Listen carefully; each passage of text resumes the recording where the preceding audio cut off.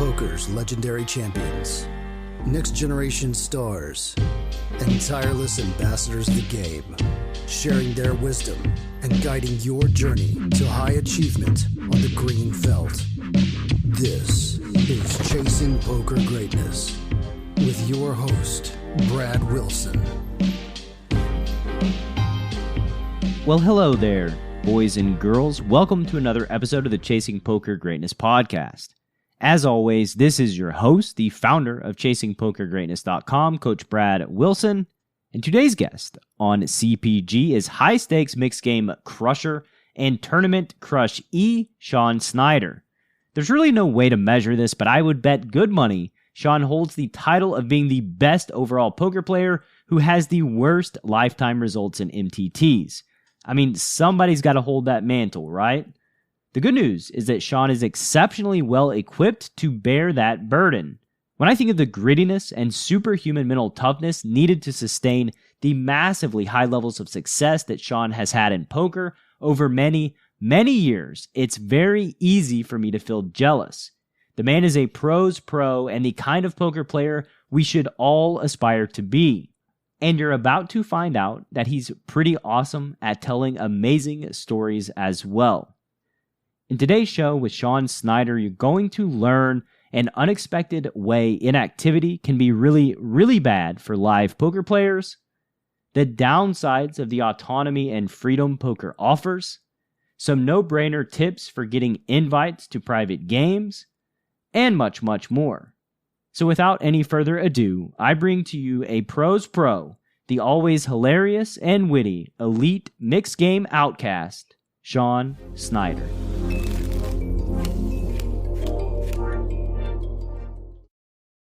Mr. Snyder. Mr. Wilson, it's great to be back. It's great having you. This is the part where we pretend that we haven't been talking for 15 minutes. And absolutely. Yeah, we're just now catching up like old pals right here in the beginning. What have you been up to, man? Not much. Just a ton of poker, hiding at home from COVID. I was hoping to have enough time to kind of go back and figure out exactly what we talked about last time, or like what the state of the world was, just because so much has basically in the past 15 months. But I was gambling and drinking all night, and I just woke up about 15 minutes before our pre-interview. So that sounds like a much more fun way to spend your night. Yeah, it was actually pretty fun. Yeah, it was a rare fun day of poker.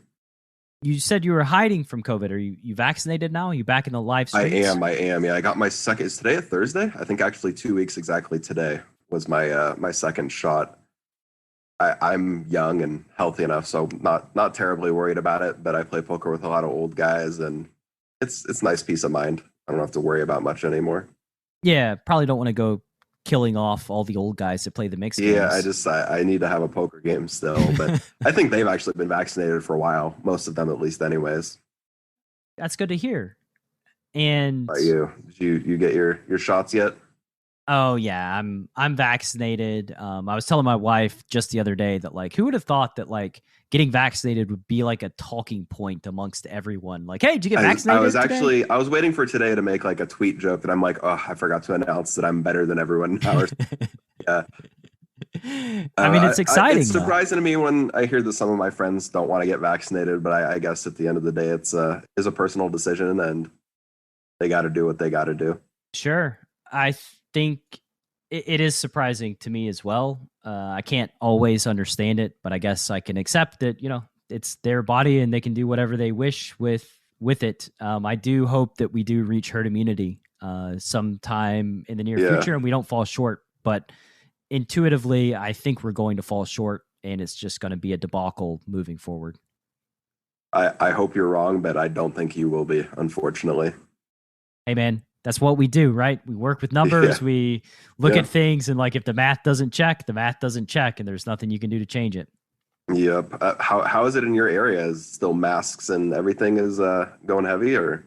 Yeah. So I live in like Metro Atlanta, and Metro Atlanta has been masked up the whole time. Like it would be very weird to go into a store and see somebody without a mask on where I'm at. So yeah, I mean, everybody's still doing the same stuff. I think masks are pretty much required indoors everywhere.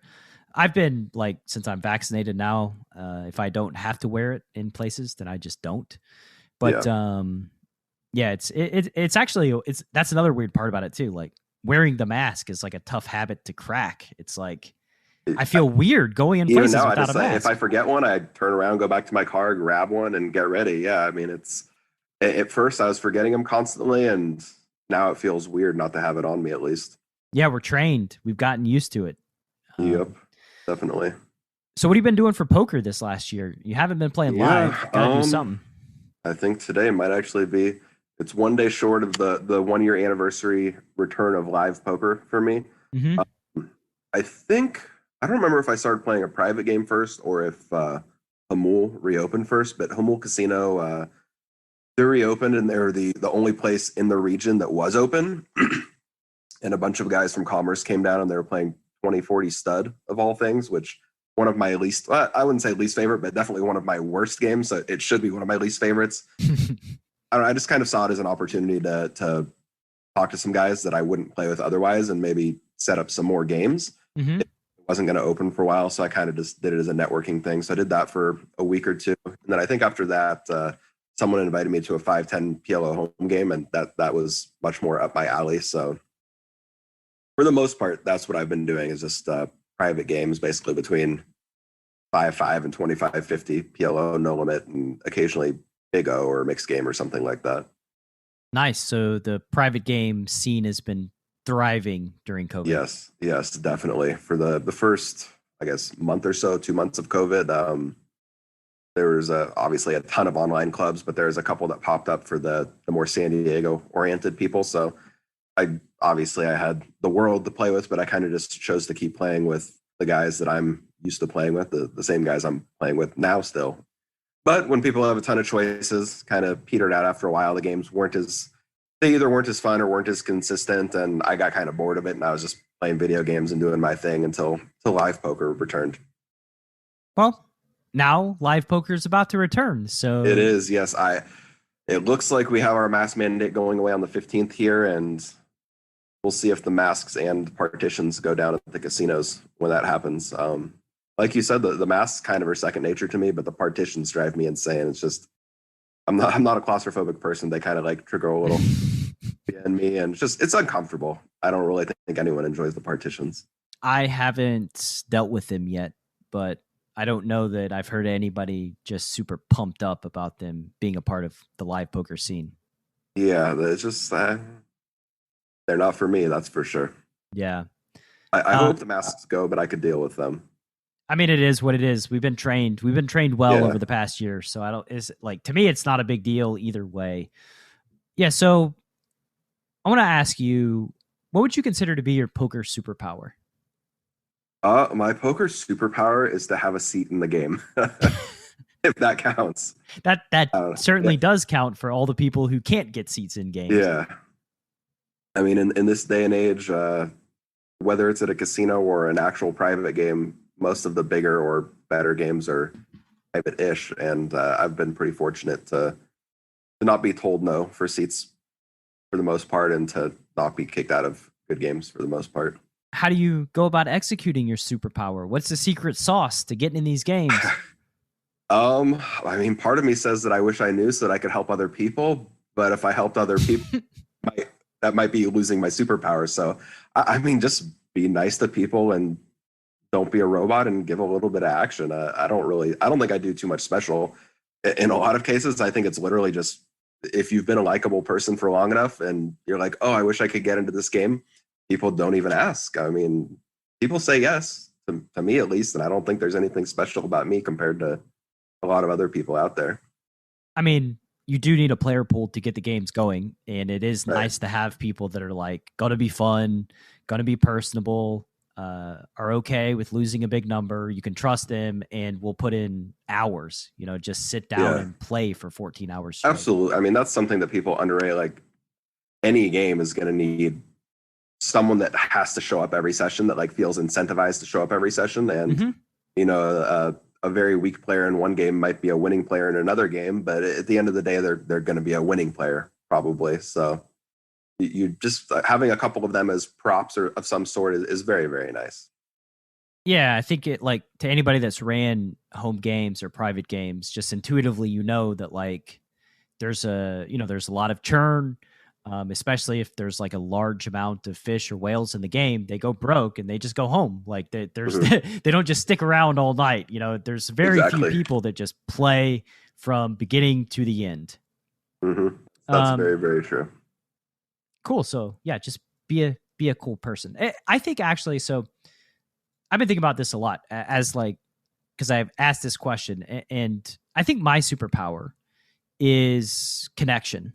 And I don't know if you frame it in the same way, but I think it's very likely that yours is too.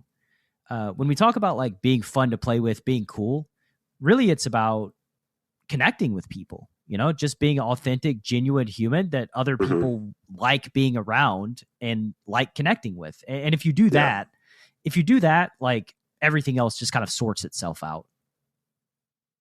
Without a doubt, 100% agree with you. It's crazy to me that there's so many people whose professional poker life is completely detached from their like real and personal life. For me, like if I'm going to dinner, I'm almost surely going with someone that I know from poker. It's maybe it'll be winning players, maybe it'll be losing players, maybe it'll be break evenish players, maybe it'll be a mix of the group. And I mean, I don't think any less or any more of my recreational poker friends. I mean, if anything, I respect them more for actually enjoying the game just for the sake of enjoying the game rather than for making money. So I don't know. I definitely connecting with people is part of it, but that kind of just comes naturally. So maybe I take it for granted.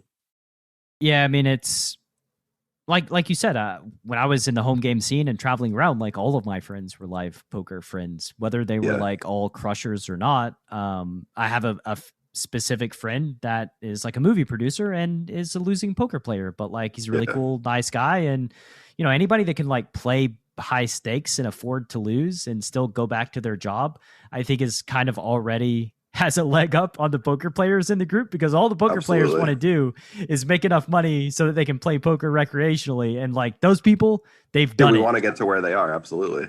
Exactly. And, so there's always a lot to learn from just the human beings that you interact with in the poker world, because a lot of times they're either A, high level poker player, or B, high level life player. And Hmm. you can learn a lot from them. Absolutely. I mean, that's another thing. You're not going to get very many diverse business opportunities from talking with poker players. You're going to get someone that tells you to buy some fantasy coins. You're going to get wants you to invest in or gamble with them on DFS or just traditional sports betting or just the traditional market. Like your options are relatively limited. You might get some very, very sharp action, but it's not going to be all that different from just playing poker itself. Whereas your actual business owning friends in poker are going to have a plethora of opportunities. Some of them terrible, but opportunities. So And it's definitely a nice diversification. yeah, for sure. And like if you're doing what I'm doing, like starting a business in the poker space, and you Hmm. connect with like high level marketers, high level business people, like they can help you out. Like they know a lot. This is their world, right? Absolutely, yeah, So like scaling, I think is just a huge benefit of knowing the right people. And then like, yeah, you're both happy. They help your absolutely. business grow and you make them some money, and like everybody wins. Definitely. As silly as it sounds, like it even helps just to know some like normal people that can find you a nice mechanic or a plumber or a remodel guy or a pool guy. Like my small business owning poker friends know a lot more about that kind of thing than my poker friends. My poker friends just go on Yelp, pick the first review, and obviously that you're probably going to get someone decent, but you might not get the friend price, you might not get the cash under the table price, and if you can see the work that they've done beforehand instead of just going off the Yelp review, you might get a little better result. Yeah, for sure. Don't want to deal with the downside of getting bad mechanics and stuff. That's Yeah, I mean, you get it done wrong, and then all of a sudden you end up paying twice as much to get it fixed or at least done correctly. Here's a non-poker pro tip for the listener. I did not know this, but apparently mechanics work on commission for the most part. And so they're incentivized to like upsell you and sell you as much as humanly possible. And I never knew that until we went to go get our Jeep's tires changed and got like a $2,800 bill from the Yeah, I was going to mechanic. say, yeah, you needed to change the brakes, so you definitely needed an air filter. I guarantee you. Yep. The shocks are done. Yeah. The guy was like, I don't even know how this car is like even on the road. It just falls. It's liable to just fall apart. I would at any say time. if you take it somewhere other than the actual dealership, I would say over 50% of the time they're going to be like, wow, I can't believe it's still on the road when there's well, my assumption is that they're swindling me, but maybe they are. Who knows? Oh, they are. Yeah. For the most part. There's definitely a distinct hustle to it. I don't know if I was like acutely aware that it was commission based, but just based on the way they upsell you on tons of things that they don't really need. Yeah. It seems Makes sense. I think that's for sure. Yeah. So our story ended with my wife calling them back and canceling it so that we could get another opinion on the prices of all the stuff, and the guy doing it anyway. Like me showing up at the place, and he's like, "Oh, I've already got, you don't want brakes on your car? I've already taken them off and put them on," which is like the shadiest. Oh Really? man, I was so mad. Wow. Oh man. Oh, I was so mad. And we went to another place a little while later, and I was like telling the story, and the guy, like before I even hit the punchline, the guy's like, "Yeah, he just did it anyway, right?" I'm like they know. It's like a thing that way. They know the know. scam. That's crazy. Wow. Yeah. It's apparently a big scam. I definitely don't trust them, and that's actually one thing that I was fortunate to have before poker is a mechanic that I trust. I know that's few and far between, so I'm fortunate with that too. Yeah, the dumb part about it too is like, you know, in poker, like if you have a poker coach, right? Like I guess in business, it's so much easier to maintain an existing client than it is to like get a new client. It's way more expensive. Yeah. And like all these places, they just like do a shitty job and try to take as much from you at once as they can and like kill all return business in the future. It's like such a dumb ass way. I never would have thought about it. You said that just now, but the way you describe it actually it kind of reminds me of like nitty pros and stakes games that like they'll bust you today, even though it guarantees there's not going to be a game tomorrow to bust you in. Yep. They just don't care. They're just, how much can I take right now? And not think about the future at all. What do you think of nemesis in your poker career? Who's the first person that comes to mind? First nemesis? What do you mean by nemesis? So like, it's challenging to play against, or like, I think that there are just some people that you play against that just always seem to beat your brains in. No matter what you do, like you get it in good, you lose. You get it in bad, you lose. You just can't beat them. So I've only had one in my entire life on my like rise up to high stakes. Nobody really. There's people I really enjoyed battling with, but nobody. But there was an older gentleman at Ocean's 11. It was when I was playing like 200 to 600 no limit online. I would occasionally go to Oceans and play like 1530 to 5100, a mixed game that one of my friends used to set up. There's this older gentleman, RK, pretty not far from a nit. He gave a decent amount of action, but he's a good, decent thinking player. And I mean, my God, it was like he was a super user in an online poker game. He knew, only against me, he knew what cards were going to come. He knew what it's going to be. Like he knew what I had. Like it was uncanny. He held over me like no other. He had me. I remember one session I quit the game just like talking to myself like a crazy person. My buddy that set up the game, he's like, RK just asked like if you're on your bipolar meds or something. Like I was like, I truly like was displaying all the mental illness like symptoms when I played with him. It was bad. There was a hand in stud where like stud 8 or he had an open pair of sevens and I had 5-4-3 deuce and I made a 6 high straight and he had like 7-7-6 open on 5th Street. And somehow he ended up making a 7 high straight with a better 6 low. And like the guy had open sevens. How does a 6 high straight lose to like a guy with open sevens? And like we put in so many bets before, like I think I 4-bet the river and he 5-bet. And I'm like, how the fuck did you beat me? Just stared at it for a while. And I don't know if I even said anything after I saw the hand, because like once he 5-bet, I knew anyways. But it was just the things he did to me were unholy. Yeah. That's like the funny thing about poker is like, and it's another thing that I think a lot about is like, in some ways, we're kind of just like robots who are making decisions. Both of us make a decision. One of us looks like a genius. The other looks like an idiot. And we both would make the same exact decision with each other's hands. So like really the result of it is just insignificant because it's just a wash. But like sometimes you run into just a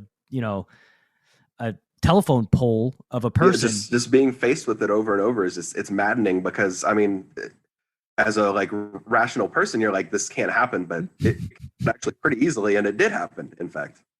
And I guarantee that you are somebody's nemesis out there. Oh, for sure. Yeah. Oh, I mean, I play with guys in the home game that I've played with like for 15 years since we used to play Limit Hold'em together. They're like, Sean, I just don't know how the hell you do it, but I can never beat you. And I don't even notice. Just like I'm sure that RK didn't notice the horrible things he was doing to me. To him is just kind of a wash between what was happening with other players. But no, definitely. Yeah. I was playing in a home game one time, and it was a good game. I won very often. And there was one player, an older gentleman named Ronnie, and I beat him to a pulp. And it was not really because I just was outplaying him at every node. It was like I just ran really good against him. And one time we got it in for like 200 bigs, and I flopped like top set on like 6, 7, 10 or something in like a 3-bet pot. It was like very unlikely that he had a straight. But somehow he flopped a straight, and like we get it on the turn, and it's a 600 big blind pot, and the board pairs on the river, of course.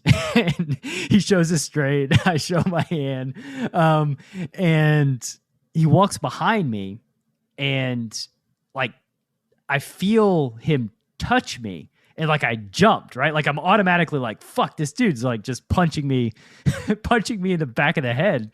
And he just kind of like grabbed me by the shoulders, and he was like, you know what, boys? The cream always rises to the top. And then he just like walked out the door. Yeah, at least he had a good reaction to it, I guess. Yeah.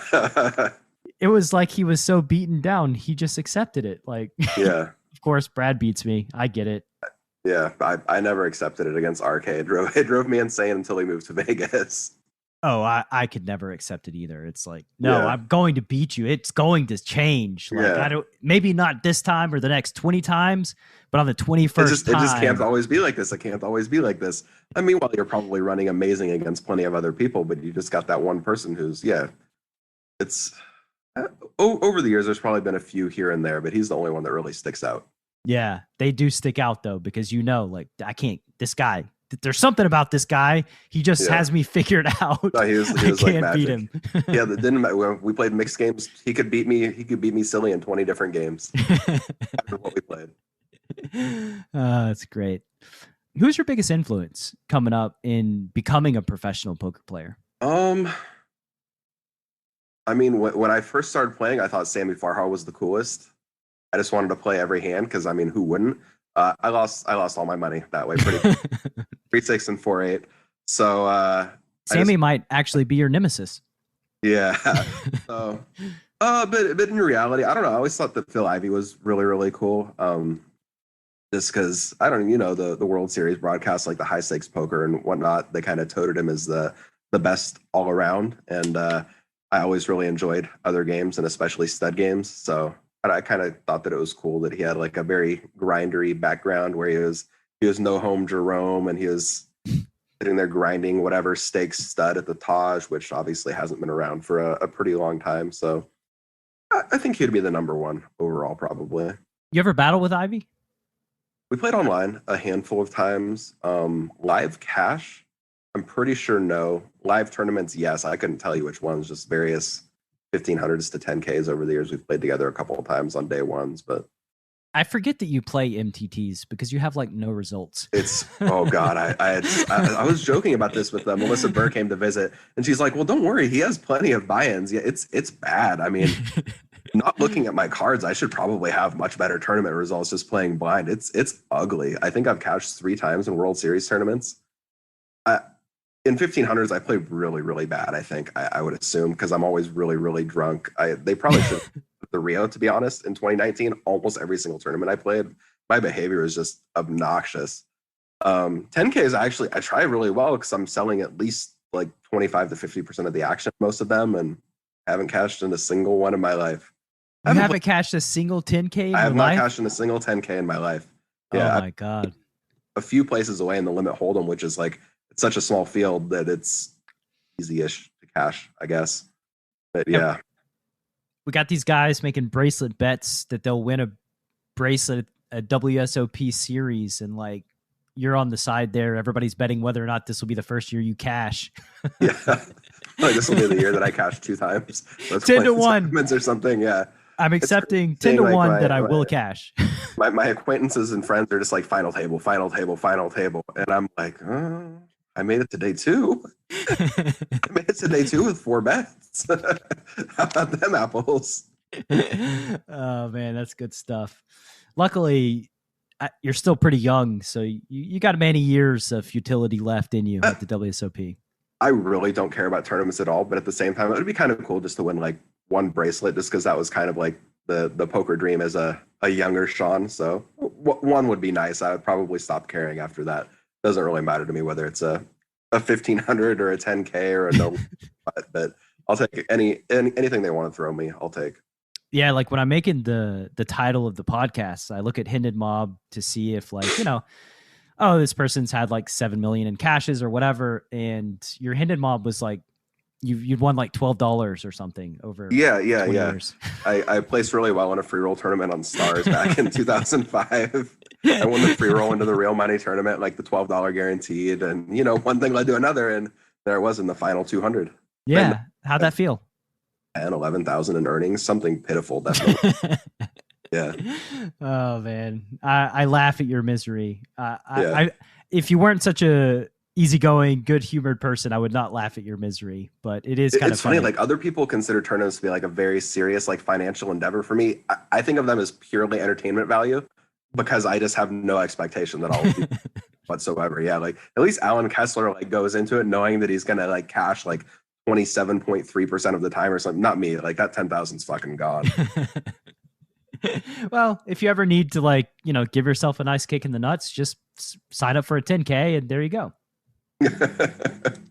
Tell me a story of your favorite poker session ever.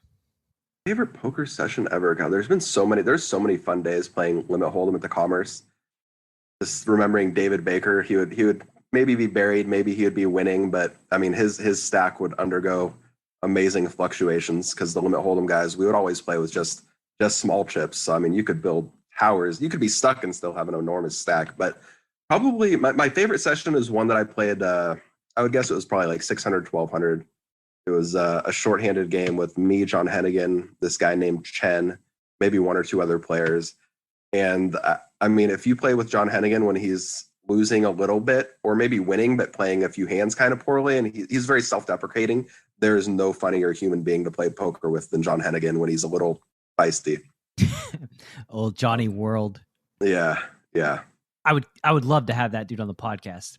He has pretty good stories. Not quite Billy Baxter level stories, but he's very good at table talk. Yes, I would love to have Billy Baxter on the podcast as well. So a lot of these guys are like impossible to get any sort of contact information from for like very obvious reasons because they don't want people to be able to send them an email. Of course, yeah. And I always feel a little awkward just like tagging somebody on Twitter and be like, hey man, you want to come on the podcast like publicly? DGAF kind of has a connection to Billy Baxter, I believe, if you ever wanted to exercise it. John Hennigan, I mean, probably someone that you've had on here, a cash game player, or maybe even tournament player would be able to get you in touch with them. Yeah, most likely. I haven't really pressed it. These are just like things that, I would like to have on the list. Yeah, I got you. Yeah. I'm looking for something more interesting for my favorite session, but it would be like we'd be going into like Omaha high-low hands, and I don't to hear Omaha high-low hands, to be honest. Well, let's ask a different question then. Sure. So just imagine there's a greatest hits collection of your best stories that you've accumulated in your poker career. Tell me a story that is on Sean Snyder's greatest hits. Sure. It's unfortunately it's an Omaha high-low hand, but it's okay. Long story short, a guy flops aces full. I flop trips. I either turn or river quads. I won out him. And every single hand that he's been winning, he's a recreational player. Like he's acting like he's drunk, but he's definitely not drunk. He's just kind of high on life. It might be Halloween, it might not be, but he's yelling trick or treat and like clapping basically every single time that he wins a large hand. And even this hand that I won out at him, he could not have been happier to see the one outer. he got so excited. He just stood up, yelled trick or treat, and started. I'd never seen someone so happy to get one-outed playing 400, 800. But he great joy. And it's nice to see someone that can appreciate the beat as well as give them out. So I like that one a lot. That is really funny. You actually mentioned something a little bit ago that kind of brought me back, how you can build like the giant chip towers at Commerce. Like when I was 21, I played the limit, the 40-80 limit game. And man, there are some big ass pots that you get in like $10 chip 40-80 limit. Oh, massive. Yeah. I mean, you get those multi-way pots and like, aside from their initial mistake of playing the hand, no one's even doing anything wrong. Like you just get to the end, you hold on and you turn everyone's cards face up and you see who wins. Not exactly the most finessey game, but it could be very, very fun. As it's probably always going to be my favorite poker game, dead as it may be. And so many times, you get your next hand, you can't even stack your chips because the cards are going under the chips. You could like 3 times and you're still not finished stacking your chips from the one hand. Absolutely, yeah. Yeah, I don't really miss limit poker, but I do miss stacking up those giant, massive pots. Even in mixed games, unfortunately, people just love their big chips. They love to color up, and those chips can disappear off the table really quick. And you might be winning a ton, but you'll just have a little nub of big chips. And I think it's like a little bit of PTSD for me, to be honest. Like I see that stack and I'm just ready to go broke. I need a lot of chips. Like, yeah, they're my life force. Like if someone, I don't mind buying the chips from someone, but I will immediately go to a chip runner and get myself some more small chips so that I feel like I have something to play with. Yeah, you get like that little chip stack this big. You're like, okay, exactly. This is the 10K like, short stack. Yeah, you're winning broke. 20,000, but it's like three 5K chips, like a couple 1Ks, and then you get like one stack of white, and then you're broke again. You're not. You're winning. You feel broke. Yeah, you do. You need those. I guess you don't. Normal people don't. I do because I'm crazy. I know what you're saying though. I want a bunch of small chips, like a couple big chips, but a lot of small chips too. It's more fun. Yeah. The decision to enter a hand is fundamental to poker strategy. Too tight, and they know what you have. Too loose, and you're easy to run over. Pre-flop Bootcamp from Chasing Poker Greatness is a comprehensive guide to locking down your pre-flop game and creating true range advantage.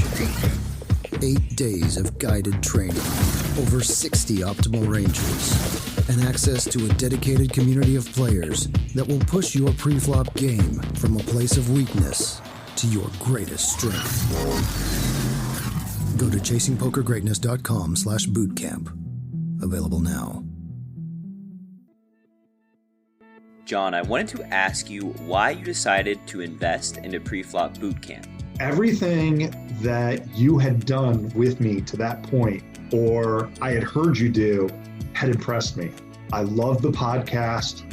I accidentally ended up in the Poker Power Hour and loved that. And then I took coaching, and then you recommended the boot camp. And at first I didn't think it was, something that would be that valuable. But I was like, everything else has been amazing. So I signed up, and then it just blew me away. And what about boot camp blew you away? Like, it started off slow. Like, I'm learning these ranges, and I'm not even understanding what you're talking about. And then all of a sudden, as I start to understand what we're doing with the 3 bets, the 4 bets, and all of a sudden it just kind of hit me. And I was like, oh my God, how do I not know this stuff? This is amazing. The more I studied them, I started to understand why they were constructed sometimes. Like, I'd be like, that's why that's like that. And that would lead to more revelations and just a better understanding of poker in general. Do you have any interesting takeaways from your boot camp experience? The most interesting thing about the boot camp, it's a pre-flop boot camp, but I feel like it's done as much for my post game as it did for my pre-game, just because I'm not in as many awkward and bad situations as I found myself in. When we were doing coaching before the boot camp, we couldn't get through 10, 15 minutes of tape without finding mistake after mistake. And then once we did the boot camp, it solved problems on the back end as well. I know you've studied for 1,000 hours this year. How do you think boot camp compares to your other poker study? Oh, it's crazy. The boot camp is probably the most important thing I've done all year out of everything. I would give anything to go back and to know that stuff 10 years ago. I can't imagine how successful I'd be right now if I had known that stuff. And I thought the boot camp was so valuable that I literally insisted you take more money from me and paid you more for the boot camp because I was blown away. I just thought the price was too cheap.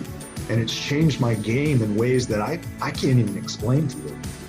If you'd like to join the next round of Pre-Flop Bootcamp, which starts on the last Saturday of every month, head to chasingpokergreatness.com/bootcamp to lock up your spot. One more time, that's chasingpokergreatness.com/bootcamp.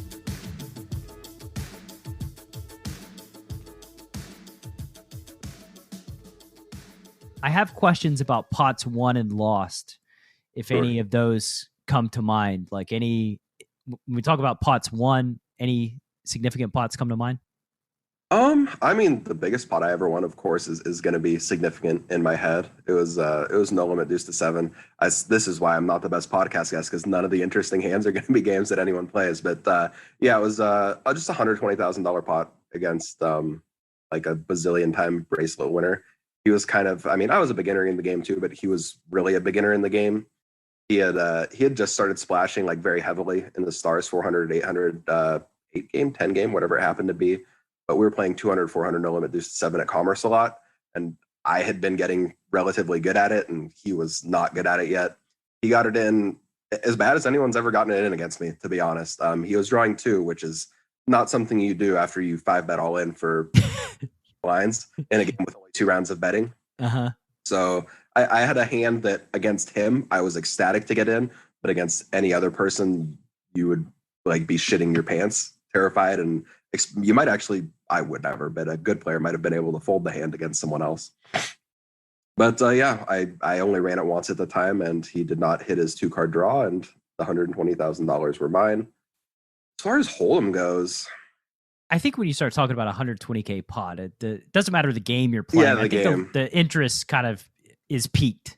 It's really rare that like my blood gets pumping. Like, even though I was certain I had the best hand, like I was just terrified that, like, I mean, that's a lot of money. And I think we were playing it was again like a very short-handed game. It was 600, 1200 limit plus the 200, 400 no limit. I was stuck about 60,000 at the time, which it wasn't the most I'd ever been stuck. But I was stuck 60,000, had another 60,000 in front of me, and suddenly it was all in. So I mean, I was one cooler away or one bad beat away from being stuck 120,000. And Yep, you were out of that size, and it gets you exactly even, basically. I mean, it's got to be a good feeling getting even. Oh no, it felt great. Yeah, I didn't even win in for the day. I ended up losing maybe 5, 15, 20,000, something like that. But it was cool to win a very, very large pot. As far as pots lost, I mean, I've played a ton. The same game, no limit deuce to 7, tons of pots in the 80,000 range, won and lost. None really stick out as particularly terrible. Hold'em, lots of pots, 15, 20, maybe 30,000. No memorable ones, really. I have a terrible memory when it comes to like large pots. Kind of once they get to the point where they're very large, I feel like no one really had that interesting of a decision, for the most part, at least. So I'm more about the old, either funny hands or finessey hands, where I think I played them well. Yeah, I think like you said, once pots get to a certain size, especially if you're like 500 big blinds deep, it's like, okay, well, they got the set and I got the royal draw. Yeah, let's see how it works out. Play themselves for the most part. Even if a person has like a meltdown, you can usually rationalize the meltdown as maybe you would have made the same mistake. And yeah, I agree. What's a poker lesson you've learned from a dark teacher? So like a bad experience that taught you a valuable lesson. Yeah, a lot of people like to take breaks when things aren't going well, but especially if you're a live player, maybe if you're an online player as well, but especially if you're a live player, I kind of feel like once you detach yourself from poker, it can be kind of hard to come back, and you can put yourself in a bad spot pretty quickly just by being out of action. It's important to have backup money to live with, but in this day and age, people kind of forget about you. Like they don't care where you are really, but they just flat out forget you existed in live poker. And when seats are kind of limited and you kind of have to get in someone's good graces to regularly have a seat in a good game, you can put yourself in a bad spot very quickly just by inactivity and not playing. Because I mean, you're very easily replaceable as a pro. They can find someone else that's nice, that will give action, and that will loan money or whatever's required in that specific game for you to have a seat. Yeah. So inactivity, indecision is definitely your enemy in poker. You got to realize your utility as the pro. Like your utility is to be an ass in the seat from beginning to end and be nice and personable. And if you don't show up, well, we'll find somebody that will show up. You're very, very easy to forget and very easy to replace. Yeah, that makes sense. What's a weakness that you think you have in your poker game, and what steps have you taken to overcome said weakness? Yeah, definitely my weakness kind of ties into what I just said, and that's when, whether it be poker that's not going well or life that's not going well, I'm very quick to take a break, it's good for guaranteeing that I don't really play when I'm not at my best. But it puts me in situations where I kind of have to like rewrite the book on where and how I'm going to play. Because I mean, sometimes games just die. Like I'm not necessarily the one keeping them together, but you know, one thing leads to another, and all of a sudden your player pool kind of dwindles a little bit. And then when you take 2 months off from a poker game, other people might decide to take 2 months off from a poker game, and boom, there it goes. So yeah, my weakness is my either my laziness or just my willingness to take a break, probably when it's not merited, which I've actually just come back from kind of a 2-month break. And the game that I played most regularly, actually, it wasn't doing good. So I'm not single-handedly responsible for it being alive and well again, but I definitely played a part. And if I had taken another month or two off, who knows what would have happened? It might have been disastrous for everyone. And when you say 2 months, that's quite a long video game break. I was doing a ton of other stuff. Yeah, no, I took a vacation to Maryland, visited a friend, did some fishing. I mostly actually fishing myself. I found a new place about 30-ish miles from me. It's like a 45-minute drive and a 30-minute hike. So it was kind of satisfying just to kind of get outside for a couple hours every day and do a little bit of exercise, since that's not really on the menu very often when I'm playing a ton of poker. That actually sounds very reasonable. I just imagine you like in your house in like a gaming chair, stuffing Cheetos in your face for 2 months straight. For the most part, 9 times out of 10 when I'm taking a poker break, that's exactly what it is. Gonna lie, but yeah, this one was actually somewhat unique, where I was being a normal human being, going outdoors and enjoying myself instead of trapping myself at home. Yeah, I mean, we need that. We need rejuvenation. We need to recharge. We need to get away from like just. Oh yeah, absolutely. There's definitely a time and place for it. Just, at least for me, I can let it go a little too far sometimes. I think my biggest leak has always been my laziness as well. Like, I think it's like, well, whatever. I don't feel like playing today, so I'm not going to play. Which is what makes the question that like people who don't understand poker ask me all the more ludicrous. It's like, oh, are you addicted to gambling? Like, dude, you have no idea. Like, I get paid to show up, and it's hard for me to show up. Like, if I take a week off, like that wouldn't be something like abnormal for me. It's led to like problems in my relationships, especially, where they'll see me like taking time off for whatever reasons. And then all of a sudden they're like, well, can't you take time? I'm like, well, I mean, technically, yes, but there's no guarantee that I'm actually going to have a job to go back to, like, when I return, if I'm taking this extended time. So it's a case of like, should I? No, absolutely not. Can I? Yes, but buyer beware. You never know what's going to happen. And I feel like it's kind of built up resentment in some of my relationships, where they think my free time is unlimited.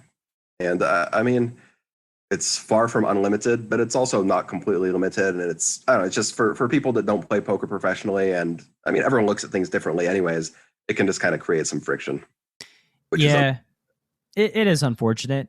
And like, I think there's a lot of like misnomers about just the poker journey and being a professional poker player. One thing that I've noticed in my private coaching, my students, my customers, I've noticed that like people are drawn to poker for very similar reasons. My reason, I wanted autonomy and freedom to do what I wanted to do, and I didn't want somebody telling me what to do. Like, that's really Plus, I enjoy playing games, and I think I'm naturally good at games. But really, it was the freedom. I don't want to deal with somebody else's bullshit.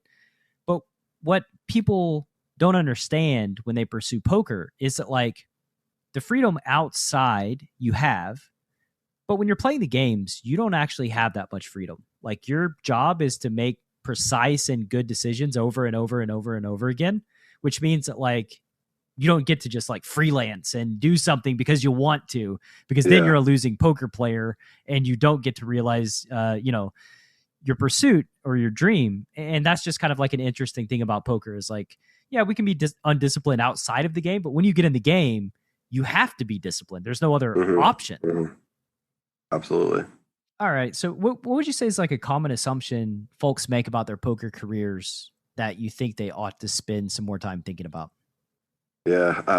I mean, it's hard for me to speak for everyone, but I remember when I was like first becoming a winning player, I had like this very linear thing that I showed my parents. I was like, well, you see, here's how I'm playing $2, $4, I guess. I'm like, and here's how in 6 months I'll be playing 2,000, 4,000. And very obviously now it doesn't work like that.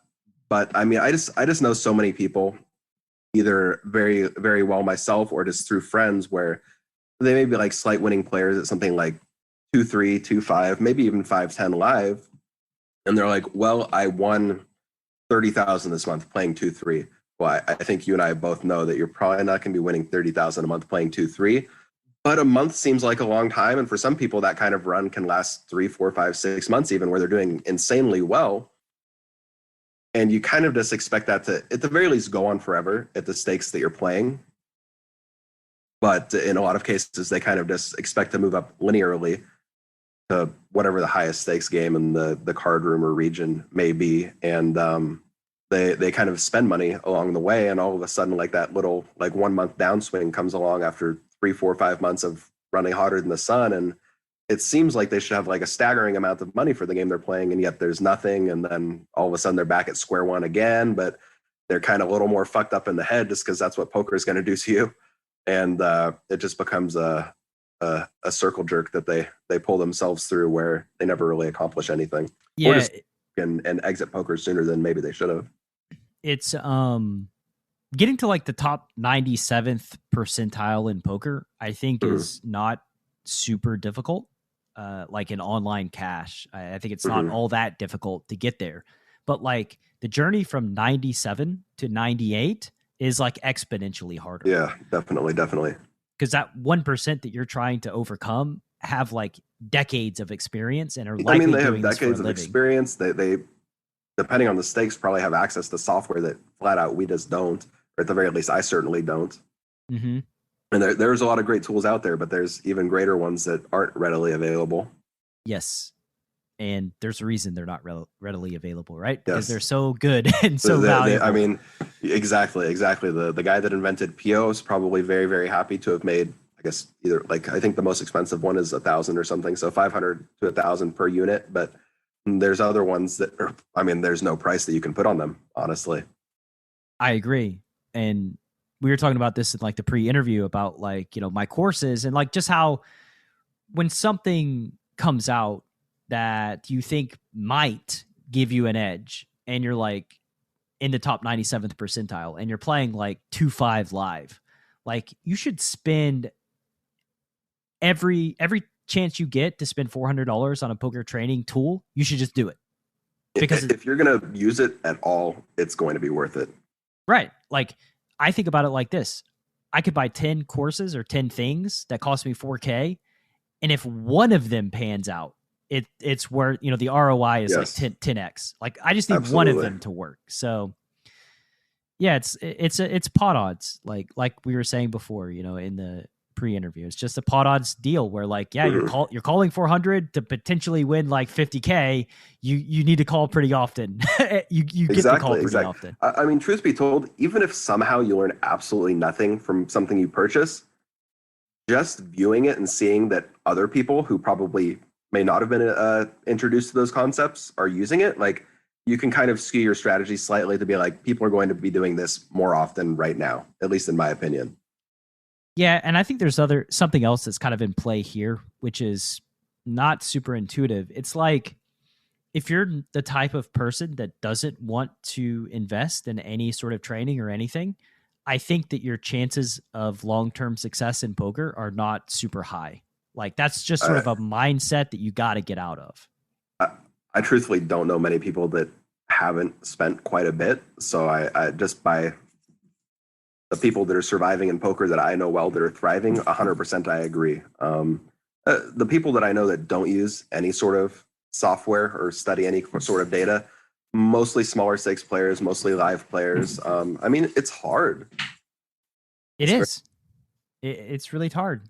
And how many like upper echelon nosebleed players out there don't have something like that going that's helping them learn and study and grow? They all have something, you know? It was kind of like I asked Elliot Rowe in a very early podcast episode, like there's this thing that happens as it relates to like new parents and baby books where people who buy baby books are far and away raise more well-adjusted children, just like over time. And the question is like, is it because of the baby book or is it because they're the type of person that buys the baby book in the first place? Right. And like with Elliot, you know, his clients have made something like stupid 100 million plus in winnings or in cashes in poker.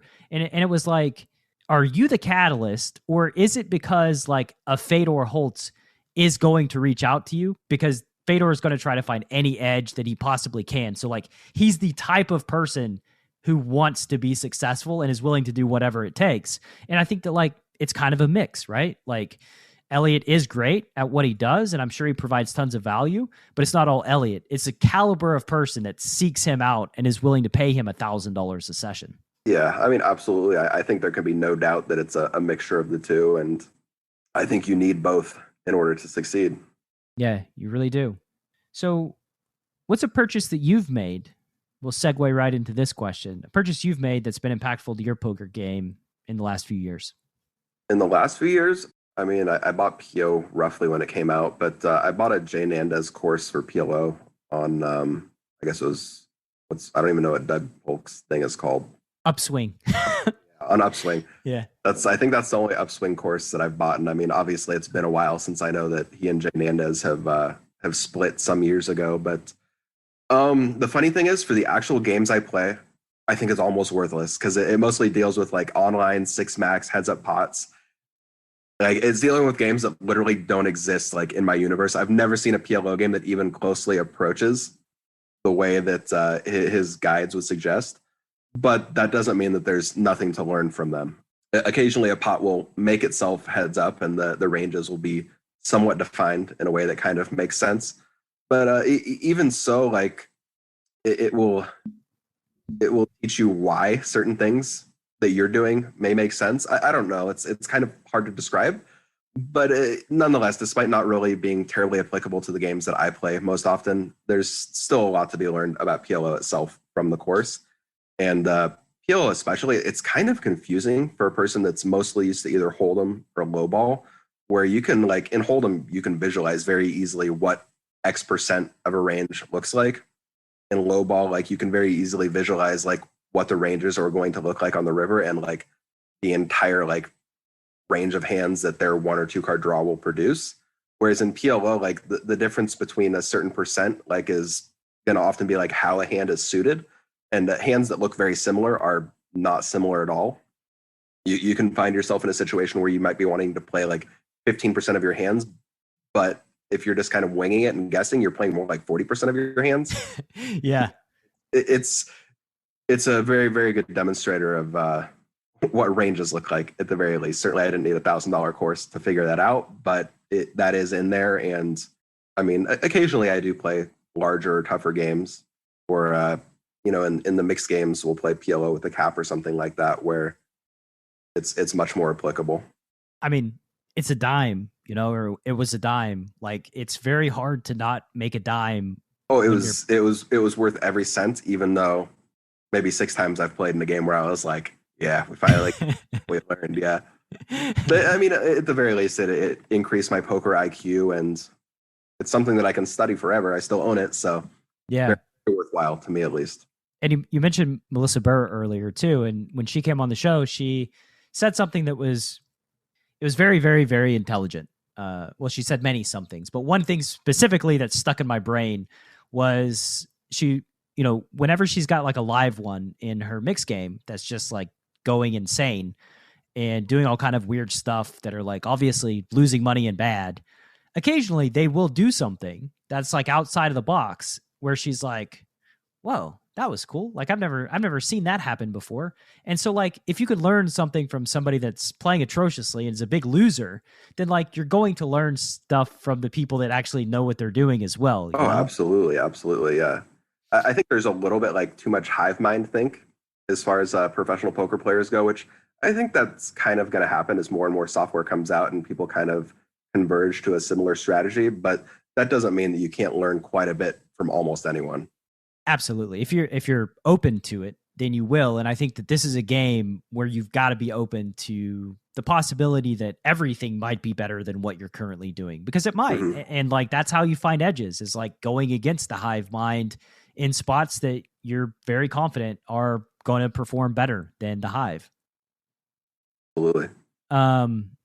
What's a poker related thing that you've heard folks rave about that just splatted for you?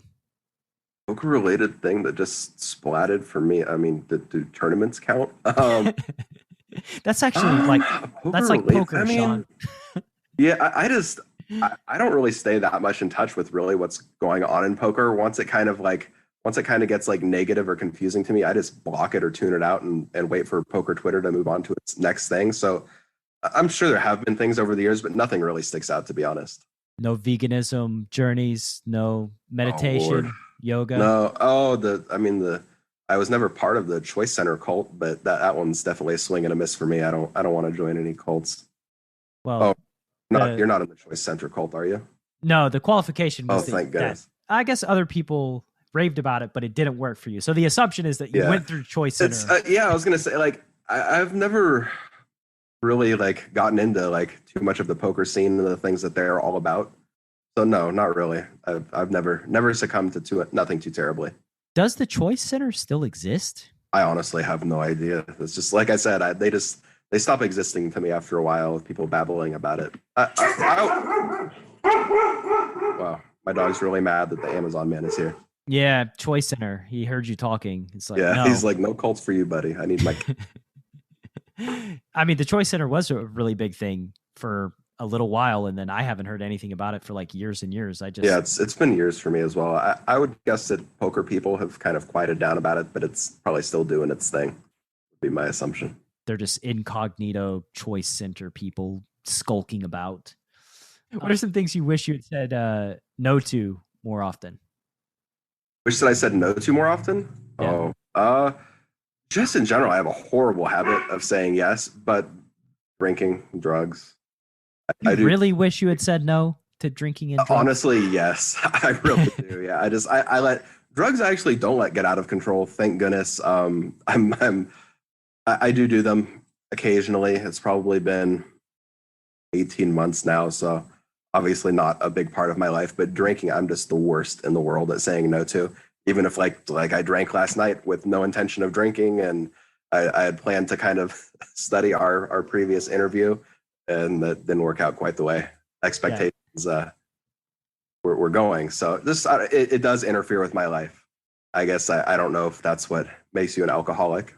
I think it does, Sean. I think that's probably one of the first things on the list. Yeah, I think if there's 5 boxes, saying no to drinking is definitely my weak point. Yeah, if there's 5 boxes, I think you just checked at least 4 of them. Yeah.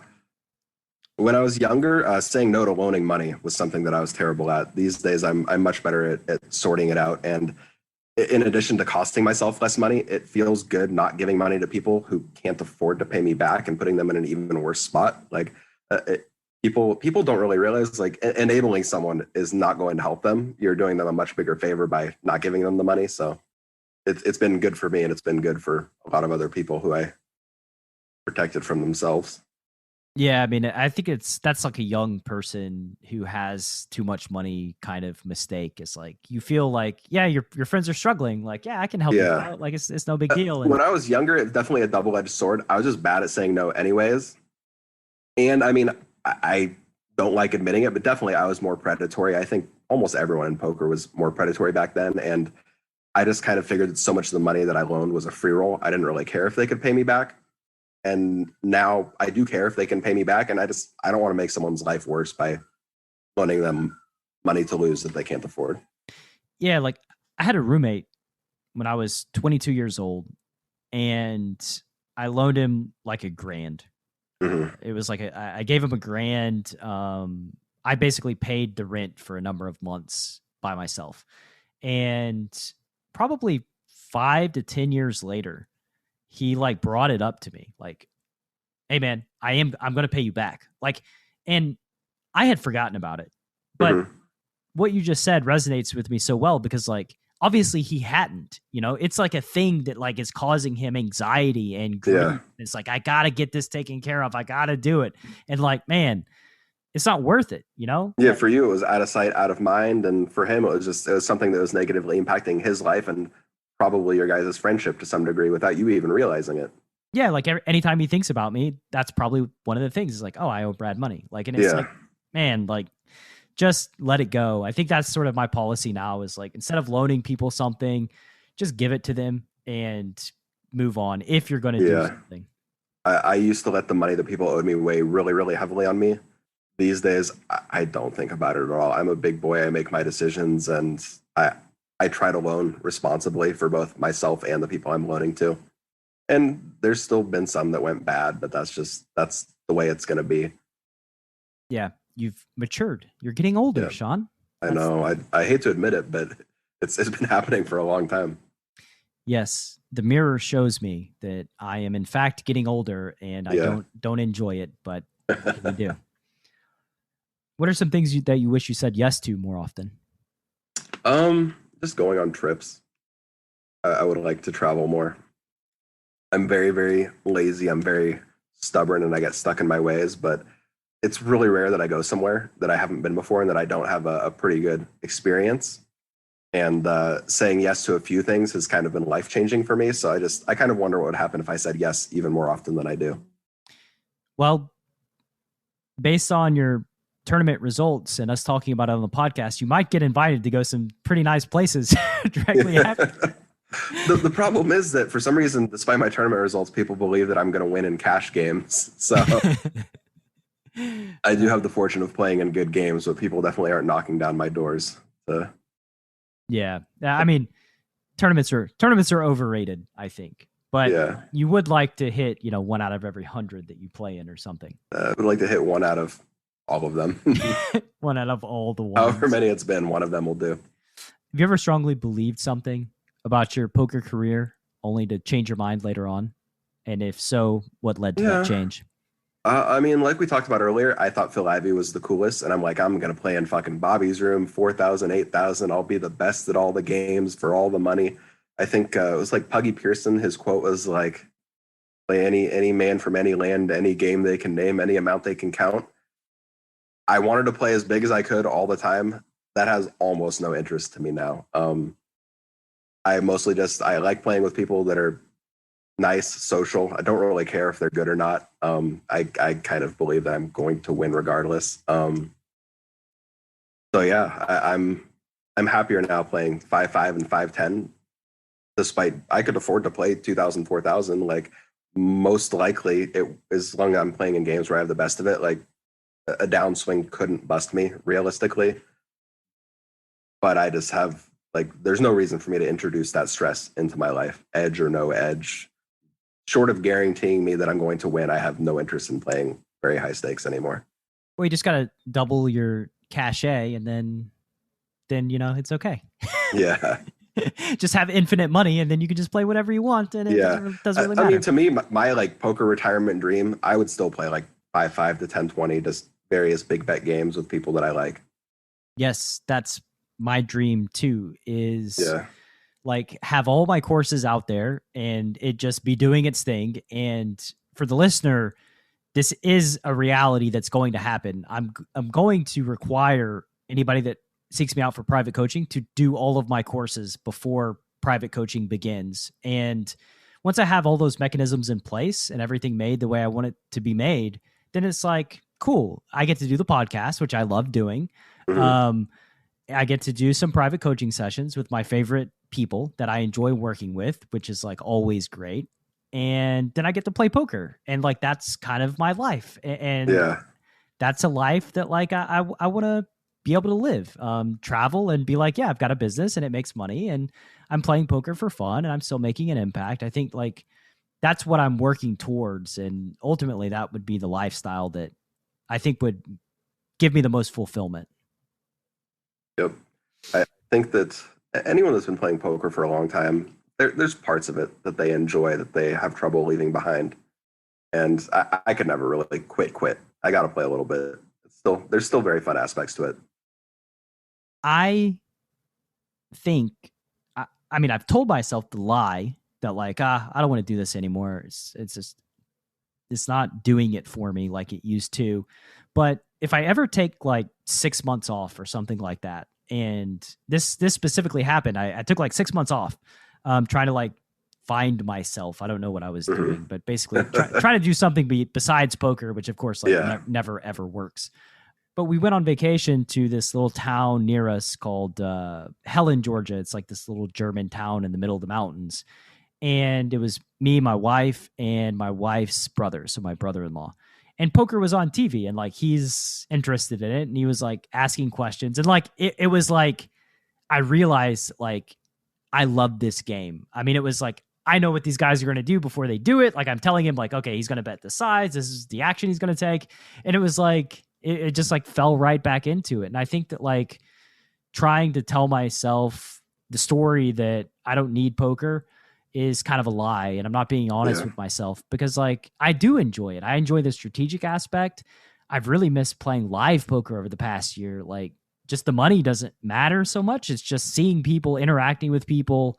It's fun to me. And I feel most at home when I walk into a poker room. Like that's where I feel very comfortable. Like it's my place. I mean, every time I'm single and people are like, oh, why don't you sign up for so-and-so dating? I cannot interact with people outside of a gambling or poker setting for the life of me. Like, I just can't relate to them. I have they're from another planet, really. Whereas anyone in a casino, like, can I really interact with a blackjack or a baccarat player that well? No, but I can still like sympathize with them just because I've seen like the way that they are in a poker game as well. So they're my people, for better or worse. The casino people and poker people especially are my people.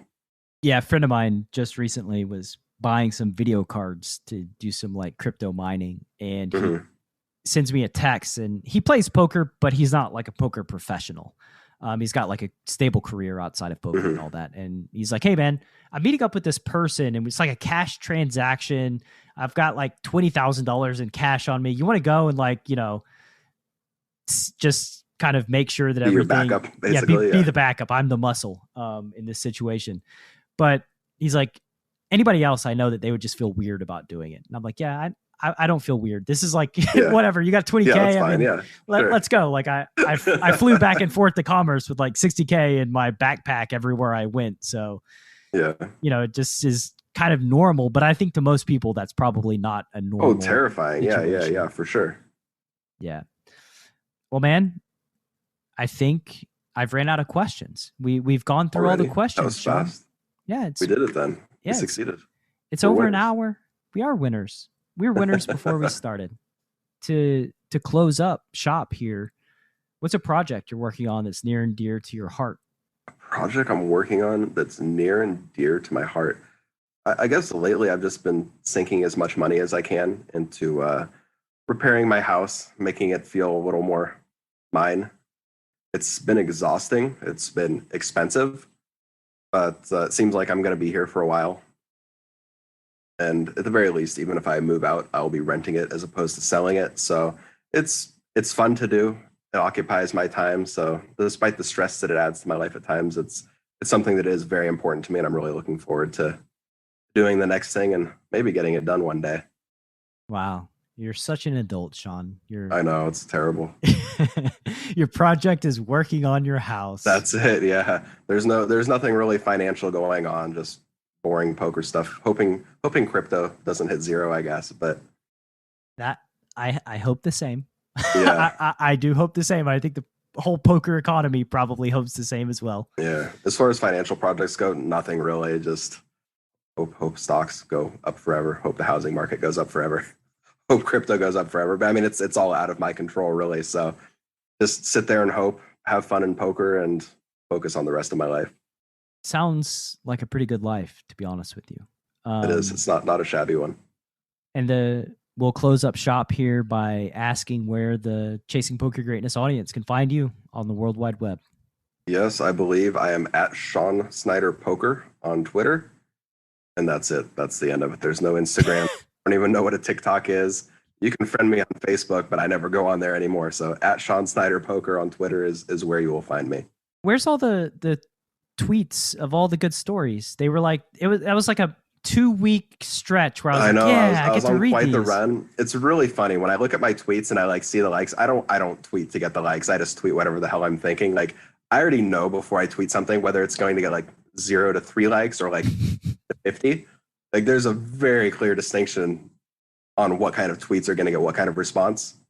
And the poker ones, like from earlier in the pandemic, were the ones that are the ones that get the response. And the reality is I just don't play that many interesting hands. I use up all the clever ones from decades past. Occasionally there will be a hand, but when you're playing 9 or 10 handed poker and seeing 6, 7 handed flops, like it's going to be someone had the nuts and someone had the obvious draw and then someone wins and nobody cares who had which hand. So they're hard to get. They're hard to get. Last week I was fortunate to play in a casino, not even a home game. I tweeted about the 5-5 game where we got off a full orbit of eight blinds. So a $320 straddle. Jesus. Which was, 5, 5, 10, 20, 40, 80, 160, 320. Yep. All eight of us had a blind posted. So it's kind of fun, kind of unique, but that kind of thing is obviously few and far between. And kind of boring too. It's like it either wasn't that much. It's cool to see, obviously, like in a casino where the biggest game other than ours is like a 2-3, all of a sudden we're posting $320 blinds. Sean, do you think it's advantageous for you to be playing like 5 big blind poker? I don't know that I like your side. I was running really good in the session. I must have had 5.5 big blinds. I was very deep stacked.